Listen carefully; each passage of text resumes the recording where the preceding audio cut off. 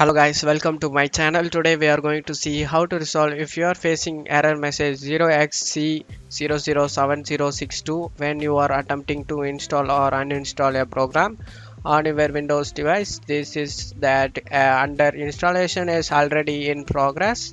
Complete the installation before proceeding with the install. Let's fix that issue guys. First thing I recommend to do actually go to start menu and restart your computer guys. Sometimes simply restart can fix the issue guys. After restarting, if you still having a problem, let's fix that guys. Go to search menu and type services, open it, search for Windows installer service, double click on it, and here we get guys, if the service status is stopped, you just want to click on start and click on apply and OK. After doing it, close out of here, changes take effect, go ahead and restart your PC. You should good to go guys. Your problem has been resolved at this point.